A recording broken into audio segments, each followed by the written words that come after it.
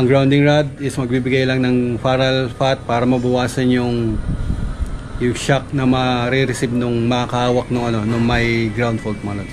Is splices box para dun sa mga switches nyo ng mga ilaw mga lods. Yung simple explanation dun sa system ng single phase na ginagamit natin sa bahay mga lods, sa residential area mga lods.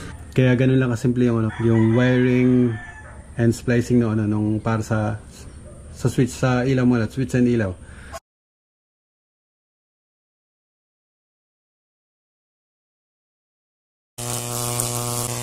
So paano tayo magkakabit ng outlet? So ang outlet, ang circuit ng outlet nilalagay is separate sa circuit ng mga ilaw mga lods. Switch ng ilaw is ibang circuit dun sa circuit ng outlet. So meron tayong, kung sa maliit na bahay, so katulad na lang ito mga lods, ito sa ginagawa natin. So sa breaker nito, isang circuit breaker na para sa ilaw, then isang circuit breaker para sa outlet. So magkakasama na yan. So lahat ng ilaw is yung sinabi ko, yung pinaliwanag ko na nakaraan, yung home run. So iisang home run lang yan papunta dun sa from breaker, papunta dun sa junction box, then papunta junction box na papunta dun sa iba pang junction box na may mga switches. So yun yung pinakang home run ng wire papunta dun sa breaker mga lods, na pag pinatay mo yung breaker is automatic mawawala ng supply yung lahat ng junction box na yun. So yung junction box is splices box para dun sa mga switches nyo ng mga ilaw mga lods. Yun yung nagkakat ng power para mag on and off yung ilaw. Makita nyo yung kadiretsuhan ng home run is pag nilagay nyo yung ilaw dyan at inon nyo yung breaker ng walang switch, syempre ilaw lang yung mga lodi. So once na nilagay nyo lang switch, yung isang linya nilagay nyo lang ng isang switch, matik mag-o-open yung linya ng ilaw mga lods, kaya mag-o-off yung ilaw. So dun sa nakadirekta na ilaw, naka-open lang yan hanggat naka-on yung breaker mga lodi. Dun sa may switch na ilaw, switch yung magbibigay ng on and off para sa ilaw. Kaya ganun lang kasimple yung wiring and splicing nung para sa switch sa ilaw mga lods, switch and ilaw. So yun yung home run, then switch, then ilaw. So magkakat ng power para itigil niya yung bigyan ng power yung ilaw para ma-off. Then ibabalik niya yung switch para ma-on yung ilaw. So ganun yung function ng mga switches and yung home run. So sa ginagawa natin, magkahiwalay ang breaker ng outlet, magkahiwalay ang breaker ng ilaw mga lods, ilaw. So sa outlet, paano natin kakabit yung outlet? So the same thing din mga lods. Magpapatakbo din kayo ng home run mga lods, home run. So galing dun sa main panel, circuit breaker, pababa ng unang, or kung galing ang outlet nyo sa mga junction box, so dadalhin nyo ng breaker papunta doon sa junction box, then junction box, papunta ng junction box, then kung ilang outlet yung paglalagyan nyo. So sa junction box mag-splice kayo ng pababa papunta doon sa outlet. So yung iba kasi gano'n, nasa taas ang pinapadaan yung outlet. So junction box splice dun sa home run, pababa dun sa outlet. Sa pangalawang junction box, ganun din, splice sa home run, pababa ng second outlet. So sa third, ganun din, ano lang yan, naka-parallel lang yung mga outlet na yung mga outlet. Then walang switch, kasi makita nyo dun sa ginawa natin dun sa ilaw, pag nilagay natin na ilaw ng walang switch, ilaw lang siya basta. So the same thing din yan dun sa outlet, na pag nilagay natin yung outlet, pag sinaksakan nyo yan ng electric fan or kahit kung ano dyan, ibig sabihin gagana na agad yung yung outlet na yan. So ganun lang yung circuit ganun lang yung circuit ng outlet para dun sa kabuuan ng bahay mga lods. Then may outlet din naman sa ilalim, pinapadaan sa ilalim ng flooring mga lods. So nakikita nyo naman yung ibang mga ginagawa, ibang videos na nakikita nyo is sa ilalim pinapadaan yung mga pipes and wire mga lods. So from breaker sa panel, pupunta ng first outlet, then po susunod ng second outlet, third outlet. So tuhog-tuhog lang yan mga lods. So yun yung pinakang home run nung circuit na yon, papunta doon sa outlet mga lods. So kung alin yung unang outlet, so yun yung nakakabit doon sa home run, papunta naman doon sa susunod na outlet. Then susunod na pangatlong outlet. So tuhog-tuhog lang yung mga lods. So kung katulad nito, third floor to mga lods. So yung panel nitong na nakalagay sa second floor ay yun yung magbibigay supply ng power dito sa third floor and ilaw dito sa third floor mga lods. So may ibang function yung kaya na dun sa baba yung panel. Kasi may susuplayan pa siya na aircon dun sa second floor kasi na dun yung master's bedroom. So bibigyan pa niya ng supply yung heater, yung aircon. Kaya ginamit tong funnel dito second floor para dito sa third floor. Kasi merong funnel sa baba mga lods. Malaking funnel sa baba. So sa babang panel ang gumagana yung power and outlet and ilaw para second floor. Sa babang panel yon. Then dito sa third floor, nasa second floor na nasa second floor na panel. Ganun yung naging separation ng bawat circuit dun sa ng bahay mga lodi. So kung katulad yan, may dalawang panel to. So discard nyo na lang kung paano nyo i-distribute yung circuit ng kada panel. So katulad nga nun sa baba, 10 holes yun. Paano nyo i-distribute yung siyam na branches yun para dito sa bahay. Then meron sa second floor, paano nyo i-distribute yung 5 hole na circuit para dito naman sa second floor or sa third floor. So nasa inyo na yun kung paano nyo hahati-hatiin yung branch ng mga lodi, yung branch ng circuit na gagamitin nyo doon sa bahay. Kung may drawing, sundin nyo yung drawing mga lodi. So kung walang drawing, so kayo na yung balang dumiskarte. Katulad niyan, nasa second floor yung isang panel na 6 hole. So ang isa nun ay main breaker na yon. Then yung 5 hole nun is yung di-distribute na dun sa mga circuit na para dun sa na paggagamitan. So yung second floor is mas malapit na yun dito sa third floor mga lods, sa third floor. Kaya yun na yung nagbigay ng circuit ng ilaw and circuit ng outlet para dun sa third floor. So ganun ang ginawa natin. Hindi na kinuha dun sa ground floor, 10 hole, 9 hole panel yon para dun dito sa kabuuan ng bahay mga lods. Pero kasi nagdagdag pa ng panel, kaya ang ginawa, kung saan yung pinakamalapit na, katulad dito third floor, ang pinakamalapit niya na panel is dito second floor. Ganun ang nangyaring distribution ng power dito sa bahay mga lods. So yung babang panel, siya na nag-distribute sa baba. Then yung ilaw and outlet sa second floor. Yun yung binigyan niya ng power.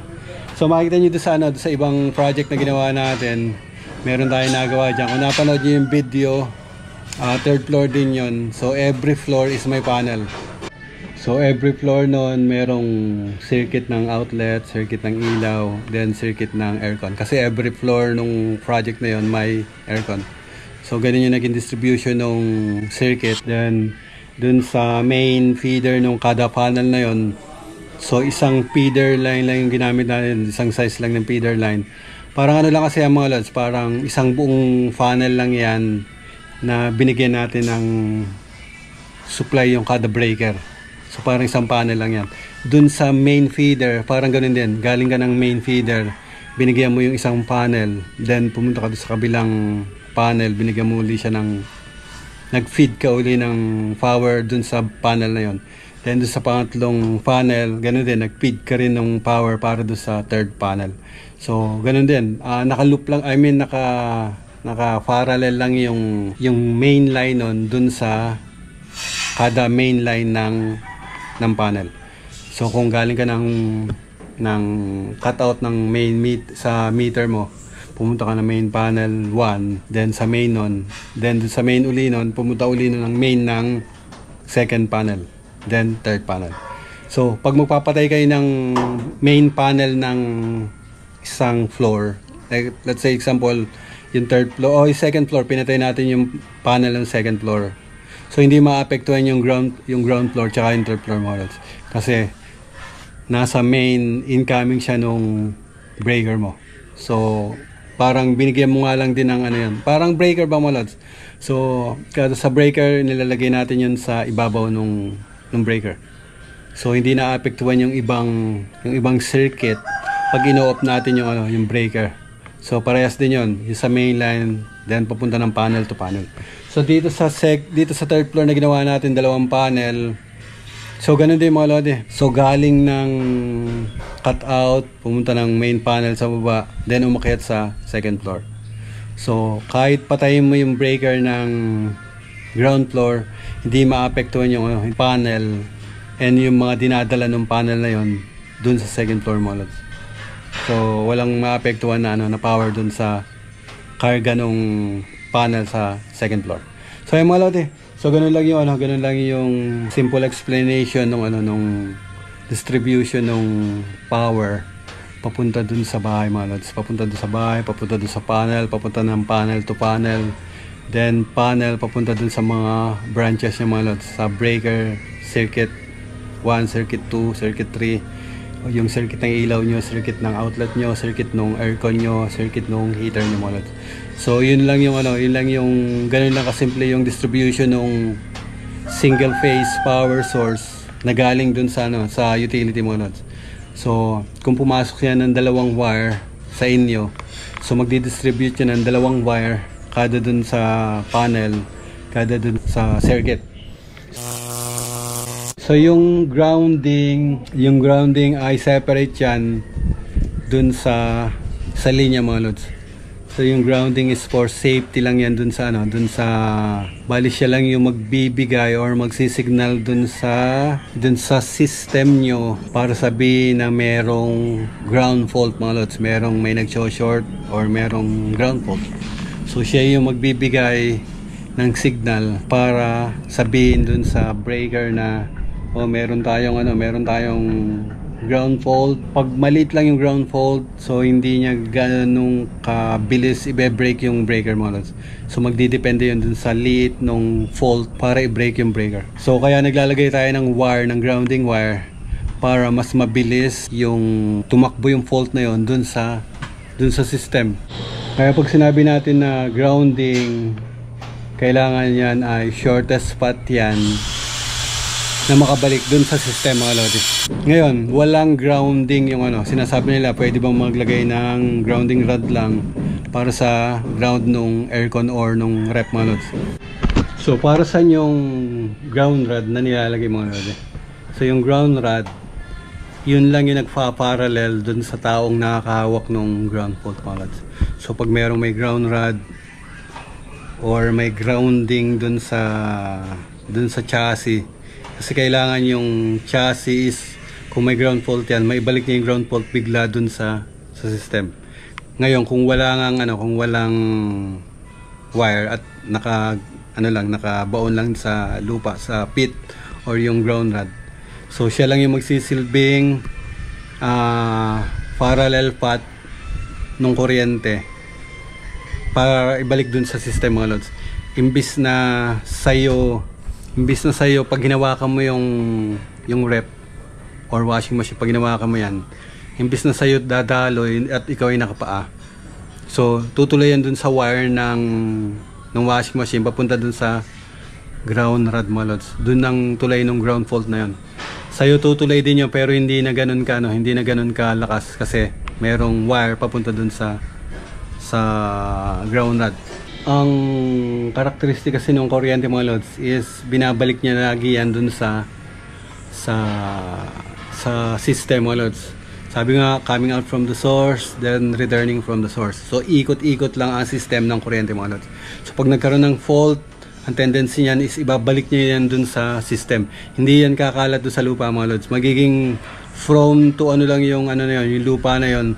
Pag hindi niya maibalik yung fault na yon, kung walang grounding dun sa lugar para makabalik dun sa source, is andun lang yun nandun lang yun sa pinakang lupa, magiging prone lang yun na pwede may mga kuryente na iba mga lods.